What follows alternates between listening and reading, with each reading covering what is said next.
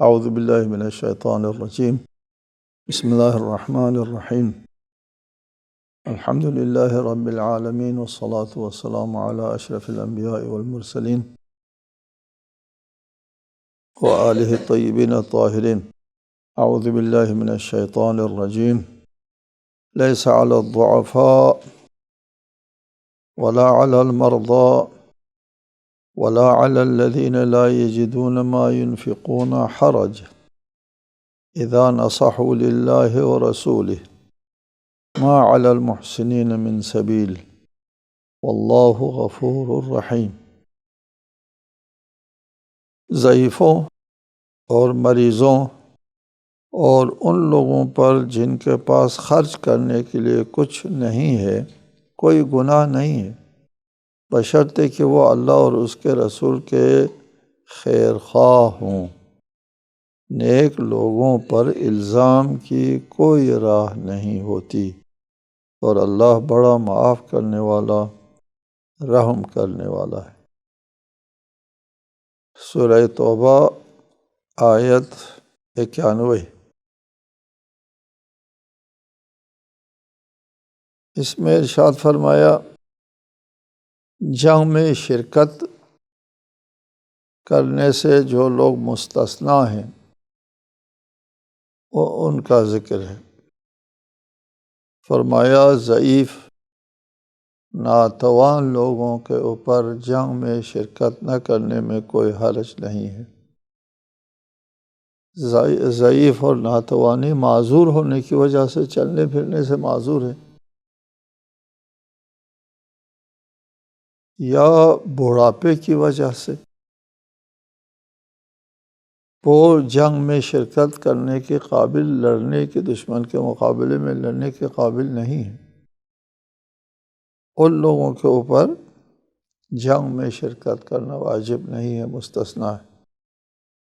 ولا علی المرضى، اور جو لوگ بیمار ہیں، مریض ہیں، مریض ہونے کی وجہ سے وہ جنگ میں شرکت نہیں کر سکتے۔ مریض اس انسانی جسم کے نظام مختل ہو، اس کو مریض کہتے ہیں۔ اس میں نابینائی بھی اس میں شامل ہے۔ جو لوگ نابینا ہوتے ہیں ان کے لیے بھی جہاد میں، جنگ میں شرکت کرنا واجب نہیں ہے۔ وَلَا عَلَى الَّذِينَ لَا يَجِدُونَ مَا يُنْفِقُونَ، اور نہ ان لوگوں کے اوپر جہاد کے لیے نکلنا واجب ہے جو جہاد پر جانے کے لیے خرچ نہیں رکھتے۔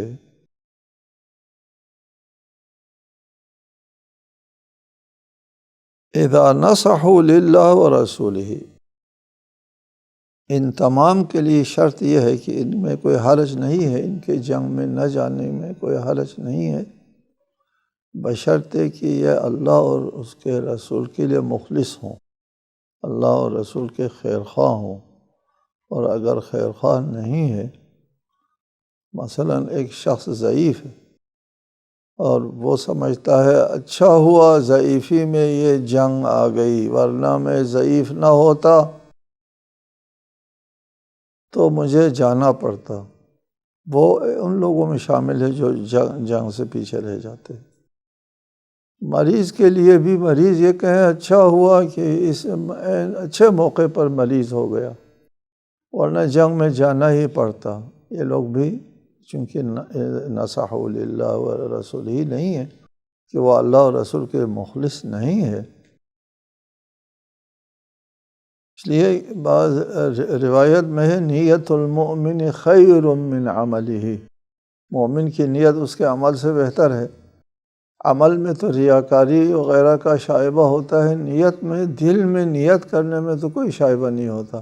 کام نہیں ہو سکا، یہ مریض جو ہے وہ، اس کی نیت تھی کاش میں بھی اس جنگ میں، اس جہاد میں رسول اللہ کا ہم رکاب ہوتا تو مجھے بہت بڑا فخر حاصل ہوتا اور بڑی فضیلت ملتی۔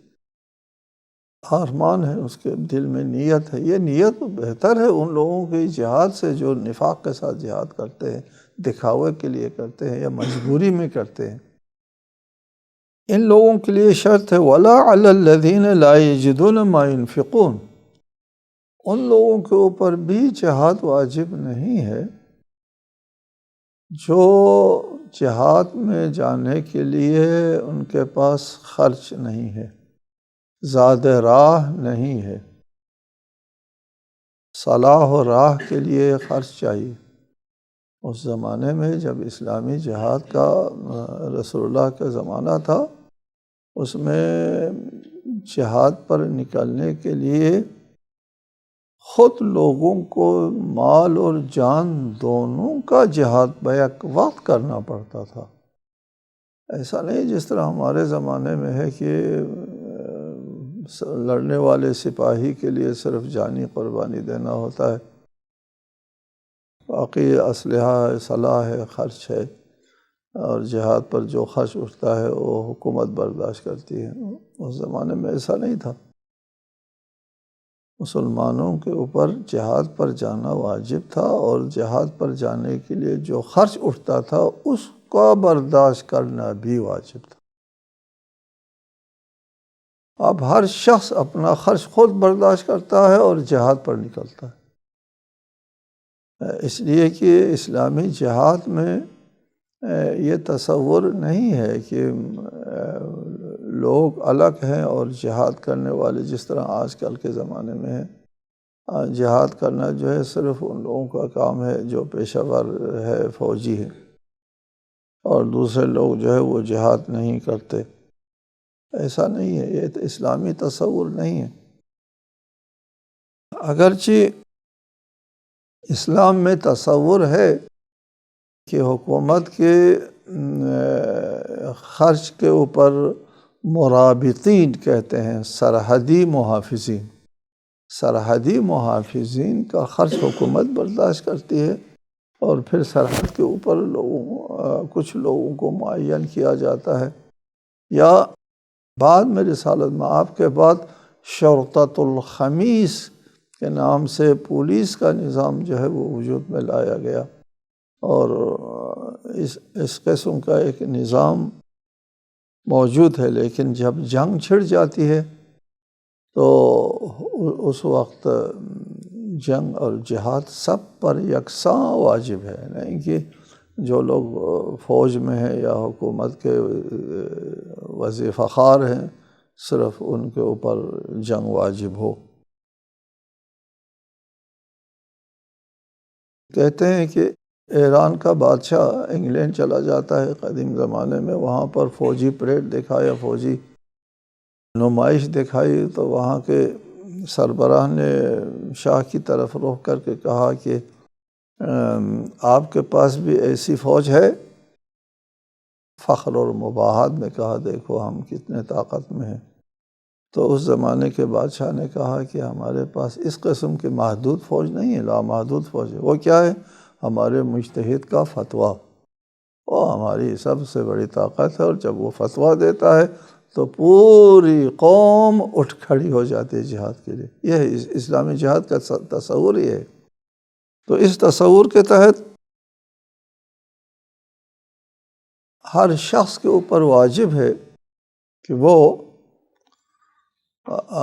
جہاد پر نکلے اور اپنا زاد راہ بھی خود برداشت کرے۔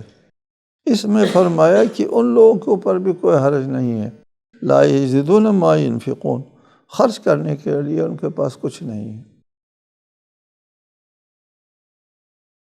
ما علی المحسنین من سبیل، ان سب کے لیے وہ شرط لگائی کہ اس کے پاس خرچ نہیں ہے، لیکن اس شرط پر کہ وہ خدا اور رسول کے لیے خیر خواہ ہو۔ نصحہ کہتے ہیں خلوص کو،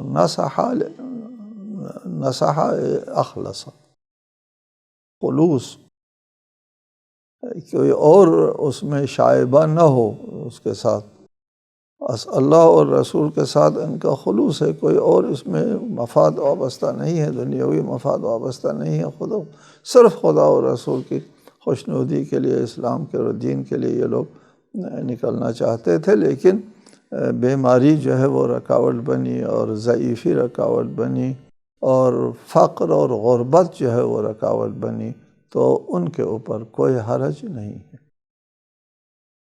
ما علی المحسنین من سبیل، نیکوکار جو نیکی کرنے والے ہوتے ہیں ان کے خلاف کوئی الزام نہیں ہے، سبیل نہیں ہے، یعنی ان کے خلاف کوئی ملامت کے لیے راہ نہیں ہے، ان کے اوپر کوئی ملامت نہیں ہوتی۔ محسنین ویسے تو ہر نیکی کرنے والے کو کہتے ہیں، لیکن اس جگہ پر اوپر جب جہاد کا ذکر ہے تو جہاد کے لیے خلوص نیت رکھنے والوں کے ساتھ یہاں سیاق و سباق کے اعتبار سے مخصوص سمجھا جائے گا کہ یہ جو نیت صاف نیت دلوں میں رکھتے ہیں، یہ جو خلوص رکھتے ہیں، نصحوا للہ، اللہ اور رسول کے لیے خلوص رکھتے ہیں دل میں، اور جہاد پر نکلنے کی تمنا رکھتے ہیں، آرزو رکھتے ہیں، اور یہ چیزیں جو ہے ان کے لیے رکاوٹ بن گئی، ورنہ یہ لوگ جہاد پر نکلنے والے تھے۔ یہ آرزو یہ جہاد، تمنا یہ جہاد کرنے والوں کے لیے محسنین فرمایا ہے۔ ان جیسے جو محسنین ہوتے ہیں، یعنی آرزو جہاد کرنے والے لوگوں کے لیے الزام اور ملامت کے لیے کوئی راہ نہیں ہے۔ واللہ غفور الرحیم، اللہ تعالیٰ معاف کرنے والا اور مہربان ہے، اللہ معاف کرتا ہے۔ ان کی اس کوتاہی کی وجہ سے یہاں پر ان لوگوں کی طرف سے کوئی کوتاہی تو ہوئی نہیں، کوئی گناہ تو ہوا نہیں ہے، لیکن یہاں غفور کیوں کہا؟ غفر جبران کرنے کو کہتے ہیں، اللہ تعالیٰ جبران کرنے والا ہے۔ ان کے جہاد میں نہ جاننے کی وجہ سے ان کے لیے عذاب بھی نہیں ہوگا کہ جیسے جہاد میں نہ جانا ان کے لیے عذاب ہوتا ہے، نہیں ہوگا، بلکہ ان کو وہی ثواب ملے گا جو جہاد میں شرکت کرنے والے، ان کے اللہ تعالیٰ جبران کرے گا، یعنی وہی ثواب۔ نیت المؤمن خیر من عملہ، جہاد پہ جانے والوں میں شائبہ ہو سکتا ہے کسی اور غرض و غایت کا، لیکن یہ بیچارے غریب مریض ہے جو دل میں تمنا رکھتے ہیں، ان کے خلوص نیت میں شائبہ نہیں ہوتا، خدا ان کے لیے جبران کرے گا، چونکہ خدا مہربان ہے۔ مہربانی کا تقاضا یہ ہے کہ ان کو بھی وہی ثواب ملے جو جہاد کر کے واپس آتے ہیں، اس لیے کہ یہ لوگ اگر ضعیف نہ ہوتے، مریض نہ ہوتے، غربت اور افلاس میں مبتلا نہ ہوتے تو یقیناً جہاد کرتے، ان کو جہاد کا ثواب مل جاتا ہے۔ اگلی آیت میں فرمایا وَلَا عَلَى الَّذِينَ إِذَا مَا أَتَوْكَ لِتَحْمِلَهُمْ قُلْتَ لَا أَجِدُ مَا أَحْمِلُكُمْ عَلَيْهِ تَوَلَّوْا وَأَعْيُنُهُمْ تَفِيضُ مِنَ الدَّمْعِ حَزَنًا أَلَّا يَجِدُوا مَا يُنْفِقُونَ، اور نہیں ان لوگوں کے اوپر الزام کی کوئی راہ ہے جنہوں نے آپ سے درخواست کی تھی کہ آپ ان کے لیے سواری فراہم کریں، آپ نے کہا میرے پاس کوئی سواری موجود نہیں کہ تمہیں اس پر سوار کروں۔ یہ سن کر وہ واپس گئے جبکہ ان کی آنکھیں اس غم میں آنسو بہا رہی تھی کہ ان کے پاس خرچ کے لیے کچھ نہ تھا۔ ان کے اوپر بھی کوئی حرج نہیں ہے، ان کے اوپر بھی الزام اور ملامت کے لیے کوئی راہ نہیں ہے۔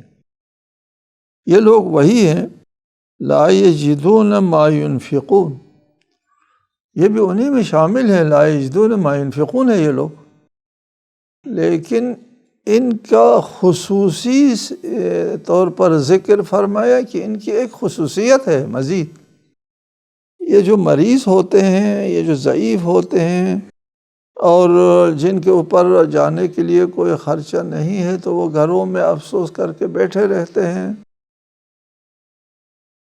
لیکن ان لوگوں کی ایک مزیت ہے ایک خصوصیت ہے، اس خصوصیت کی وجہ سے ان کا خصوصی طور پر ذکر فرمایا۔ یہ وہ لوگ تھے جو رسول اللہ کے پاس آتے ہیں کہ ہمارے پاس جانے کے لیے کوئی سواری نہیں ہے، اتنی بڑی لمبی مسافت پیدل طے کرنا ممکن نہیں ہے اس گرمی میں۔ تو رسالت مآب نے جواب میں ارشاد فرمایا میرے پاس تو کوئی سواری کے لیے کوئی سامان نہیں ہے۔ سواری سے مراد اونٹ یا اس زمانے کے جو ہوتے ہیں وہی بظاہر مراد لیا جاتا ہے، اگرچہ بعض لوگوں نے کہا سواری سے مراد جوتا ہے، ہم کو جوتا فراہم کریں کہ وہ پہن کر جائیں، ہمارے پاس تو جوتے تک نہیں ہیں، لیکن یہ ظاہر آیت کے خلاف ہے، جوتے کو سواری نہیں کہا جاتا۔ رسالت مآب کے یہ جواب سن کر کہ میرے پاس کوئی سواری کا انتظام نہیں ہے، میں تم کو سواری نہیں دے سکتا ہوں، یہ جواب سن کر ان کی آنکھیں اشکبار ہوتی ہیں، حزنا، ان کو حزن ہے، غم ہے، جہاد میں شرکت کا موقع نہ ملنے کا، اشکبار ہے، روتے ہیں۔ یہ اشکباری یہ رسول اللہ کی خدمت میں حاضر ہو کر کے تمنا کرنا، سامان حرب یعنی سواری کا مطالبہ اور درخواست کرنا اور نہ ملنے پر اشکبار ہونا، یہ ان کی ایک خصوصی فضیلت تھی، اس لیے خاص طور پر الگ سے ان کا ذکر فرمایا، ورنہ وَلَا عَلَى الَّذِينَ لَا يَجِدُونَ مَا يُنْفِقُونَ میں یہ لوگ بھی شامل تھے، ان کے پاس بھی کوئی سامان حرب موجود نہیں تھا، سواری نہیں تھی۔ یہاں پر ایک قابل توجہ بات یہ ہے کہ تولو، یہ رسول اللہ کا جواب سن کر کہ میرے پاس سواری کا کوئی انتظام نہیں ہے، تولو یہ واپس جاتے ہیں، وَأَعْيُنُهُمْ جبکہ ان کی آنکھیں تفیض فیض کرتے ہیں چھلکنے کو، یعنی جب نالے میں پانی چھلکتا ہے اور آبادی میں آ جاتا ہے پانی، اس کو سیلاب کہتے ہیں اور عربی میں فیضان کہتے ہیں، فیض چھلکنے کو کہتے ہیں، یعنی ان کے آنکھوں میں اس قدر آنسو آ گئے تھے کہ ایک تو ہوتے ہیں آنسو کا کوئی قطرہ گرتا ہے، آنکھ کے کسی گوشے سے کسی کنارے سے گرتا ہے آنسو، نہ ایسا نہیں تھا، پوری آنکھ جو ہے وہ آنسو سے پر ہو گئی تھی اور آنسو وہ چھلک رہی تھے، تفیض، آنسو گرنے کو نہیں کہتے، آنسو چھلکنے کو کہتے ہیں، یعنی ان کے شدت جذبات کا ایک منفرد قسم کا ایک اظہار ہے، تفیض من الدمع، یا تولوا وہم یبکون بھی کہہ سکتے تھے کہ وہ واپس گئے روتے ہوئے، نہیں فرمایا رونے کے درجات ہوتے ہیں، لیکن اس میں وہ اعلیٰ درجہ جو آنکھوں میں جو آنسو چھلکتے ہیں، ان کی شدت جذبات اور عشق اور محبت اور شوق، جذبہ جہاد کا جو اعلیٰ نمونہ ہے وہ یہاں پیش ہو رہا ہے، اس لیے ان کا خصوصی طور پر ذکر فرمایا۔ حزناً، یہ کبھی ہوتا ہے کہ وہ آنسو آ جائیں، خوشی سے بھی آنسو آ جاتے ہیں، اچھا ہی ہوا رسول اللہ نے بھی کہا سواری ہمارے پاس نہیں ہے تو ہماری تو بات بن گئی اور شرکت کرنا بھی نہیں پڑا، خوشی سے آنسو آتے ہیں، کبھی ہو سکتا ہے ایسا بھی ہو، ایسا نہیں ہے۔ حزناً، یہ دکھ کی وجہ سے، غم کی وجہ سے جو ہے وہ آنسو چھلک رہے تھے۔ حزناً اللہ یجدوا ما ينفقون، کہ ان کے پاس خرچ کرنے کے لیے کچھ نہیں تھا، اس خرچ کے نہ ہونے کی وجہ سے، جہاد میں شرکت کرنے کے توفیق نہ ملنے کی وجہ سے ان لوگوں کو حزن تھا، غم تھا۔ انما السبیل علی الذین یستأذنونک وهم اغنیاء، ملامت کا راستہ یا الزام کا راستہ تو ان لوگوں پر ہے جو دولت مند ہونے کے باوجود آپ سے درخواست کرتے ہیں۔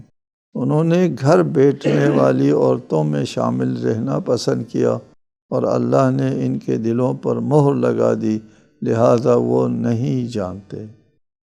انما السبیل علی الذین یستأذنونک وہم اغنیاء، وہ مالدار ہے، دولت مند ہے، دولت مند ہونے کے باوجود وہ جنگ میں شرکت کرنا نہیں چاہتے۔ ان لوگوں کے اوپر ملامت ہے کہ وہ رضوا بأن یکونوا مع الخوالف، وہ عورتوں کے ساتھ گھروں میں بیٹھے رہنے کو ان لوگوں نے پسند کیا۔ ان لوگوں کے اوپر ملامت ہے، ان پر الزام عائد ہوتا ہے۔ جو بھی الزام جنگ میں شرکت نہ کرنے والوں کا کے اوپر عائد ہو سکتا ہے وہ سب ان لوگوں کے اوپر عائد ہو جاتا ہے۔ وَطَبَعَ اللَّهُ عَلَىٰ قُلُوبِهِمْ فَهُمْ لَا يَعْلَمُونَ، ان کے دلوں پر مہر لگ گئی ہے، اس لیے وہ نہیں جان سکتے کہ اس عدم شرکت کے اوپر کیا آثار مترتب ہونے والے ہیں، کیا عار و ننگ ان کے خلاف تاریخ میں ثبت ہونے والا ہے۔ عموماً ہر معاشرے میں جو اغنیاء لوگ ہوتے ہیں، دولت مند لوگ ہوتے ہیں، وہ ہر معاشرے میں یہی ہوتا ہے کہ وہ لوگ جس کو ہم لوگ کہتے ہیں مراعات یافتہ طبقہ، قرآن نے اغنیاء کا لفظ استعمال فرمایا ہے اور بعض جگہوں پر مترفون کہا ہے، عیش و نوش والے، مترف اغنیاء۔ اور حضرت علی علیہ السلام نے نہج البلاغہ میں مالک اشتر کو جو عہد حکومت دیا تھا، دستور اور نظام حکومت جو بیان فرمایا تھا، اس میں ان لوگوں کو لفظ خاصہ کے ساتھ وہ کیا ہے، تعبیر کیا ہے، یہ جو مراعات یافتہ طبقہ ہے۔ اس میں ان کے لیے ارشاد فرماتے ہیں وَلَيْسَ أَحَدٌ مِّنَ الرَّعِيَّةِ أَثْقَلَ عَلَى الْوَالِي مَعُونَةً فِي الرَّخَاءِ وَأَقَلَّهُ مَعُونَةً فِي الْبَلَاءِ وَأَكْرَهُ لِلْإِنصَافِ وَأَسْأَلُ بِالْإِلْحَافِ وَأَقَلُّ شُكْرًا عِنْدَ الْإِعْطَاءِ وَأَبْطَأُ عُذْرًا عِنْدَ الْمَانِعِ وَأَضْعَفُ صَبْرًا عِنْدَ مُلَمَّاتِ الدَّهْرِ مِنَ الْخَاصَّةِ۔ یہ جو مراعات یافتہ لوگ ہیں، وہ آپ کے لیے مولا فرماتے ہیں مالک اشتر سے، یہ جو مراعات یافتہ لوگ ہیں، طبقہ ہے، یہ کمک اور مدد کے اعتبار سے سب سے یعنی ثقیل بوجھل لوگ ہوں گے۔ وہ آپ کی کمک کے لیے، مدد کے لیے آگے نہیں اٹھیں گے۔ پھر رخاء، جی جب امن و آشتی ہوگی اس وقت وہ آپ کے لیے کوئی کمک نہیں کریں گے۔ وَأَقَلُّ مَعُونَةً فِي الْبَلَاءِ، اور مصیبت کے وقت سب سے کم کمک ان لوگوں کی طرف سے ملے گی۔ امن کے دنوں میں سب سے زیادہ بوجھ ان کا ہوگا، حکومت کے خزانے کے اوپر بوجھ ان لوگوں کا ہوگا امن کے دنوں میں، اور مصیبت کے اور کسی حادثے کے موقع پر کوئی جنگ ونگ ہوتی ہے تو ان سے تھوڑی سی کمک ملے گی۔ اقل معونتاً، معونت کم، معونہ زیادہ۔ معونہ بوجھ خرچ کو کہتے ہیں، یہ خرچ زیادہ اٹھے گا ان کو راضی رکھنے کے لیے۔ وَأَكْرَهُ لِلْإِنصَافِ، انصاف کو زیادہ ناپسند کریں گے یہ لوگ، انصاف کے خواہاں نہیں ہوں گے۔ وَأَسْأَلُ بِالْإِلْحَافِ، جب سوال کریں گے، درخواست کریں گے تو سب سے زیادہ یہ لوگ آپ کے لیے اصرار کریں گے، اپنے سوال کے اوپر اصرار زیادہ کریں گے۔ وَأَقَلُّ شُكْرًا عِنْدَ الْإِعْطَاءِ، جو کچھ آپ کی طرف سے ان کو مل جاتا ہے اس کے اوپر شکر بھی کم کریں گے۔ وَأَبْطَأُ عُذْرًا عِنْدَ الْمَانِعِ، اگر درخواست قبول نہیں ہوئی تو آپ کا عذر قبول کرنے کے لیے بہت پیچھے ہوں گے، عذر بھی قبول نہیں کریں گے، انصاف کو بھی قبول نہیں کریں گے۔ یہ وَأَضْعَفُ صَبْرًا عِنْدَ مُلِمَّاتِ الدَّهْرِ، حادثات کے موقع کے اوپر سب سے بے صبر یہی لوگ ہوں گے، یہ مراعات یافتہ لوگ۔ جی لہٰذا مراعات یافتہ لوگ ہمیشہ معاشرے کے اوپر، قوم کے اوپر بوجھ ہوتا ہے، اور یہ تمام مراعات کو یہ لوگ اپنا حق سمجھتے ہیں۔ اسی آیت میں بھی ارشاد فرمایا کہ انما السبیل علی الذین یستأذنونک وہم اغنیاء، کہ وہ دولت مند ہیں، اغنیاء ہیں، اغنیاء ہونے کے باوجود وہ جنگ میں جانے سے کتراتے ہیں، عذر پیش کرتے ہیں۔ قرآن مجید میں متعدد آیات ہیں، اس میں ارشاد فرمایا ہم نے کسی بھی بستی کی طرف کسی رسول کو بھیجا تو وہاں کے جو مراعات یافتہ لوگ ہیں، مترفین، یعنی وہاں کے جو عیش و نوش کرنے والے لوگ ہوتے ہیں، ان لوگوں نے انبیاء علیہ السلام کی ہمیشہ تکذیب کی۔ اس لیے انبیاء علیہ السلام جو ہے عدل و انصاف کے لیے آتے ہیں معاشرے میں، عدل و انصاف ان لوگوں کے حق میں نہیں ہوتا۔ اس میں بھی ارشاد فرمایا وَأَكْرَهَ لِلْإِنصَافِ، انصاف کو یہ لوگ سب سے زیادہ ناپسند کرتے ہیں۔ ہمیشہ انصاف جو ہے وہ غریبوں کے حق میں ہوتا ہے، محروموں کے حق میں انصاف اور عدل ہوتا ہے، اور جو مراعات یافتہ لوگوں کے خلاف ہوتا ہے۔ جس طرح اللہ تعالیٰ کے عدالت میں جو انصاف ملے قیامت کے دن، وہ گناہگار جو ہے وہ اللہ کے عدل سے خوف کرے گا۔ عدل نہیں چاہیے ان کو، گناہگاروں کے لیے عدل سے وہ خوف کرتے ہیں اللہ کے۔ ہم جو کہتے ہیں اللہ سے اللہ کا خوف کرو، اللہ ارحم الراحمین، کیوں خوف کرے؟ وہ ماں کے ممتا سے زیادہ مہرباں ہے۔ ایک مہرباں ذات سے خوف کیا جاتا ہے؟ نہیں، اللہ سے خوف نہیں ہوتا، اللہ کے عدل سے خوف ہوتا ہے۔ اللہ کا جو انصاف ہے اس سے خوف کرنا چاہیے۔ اس لیے گناہگار کو اللہ کے عدل سے خوف آتا ہے، جبکہ بے گناہ لوگ ہوتے ہیں وہ اللہ کے عدل اور انصاف کے خواہاں ہوتے ہیں۔ السلام علیکم ورحمۃ اللہ وبرکاتہ۔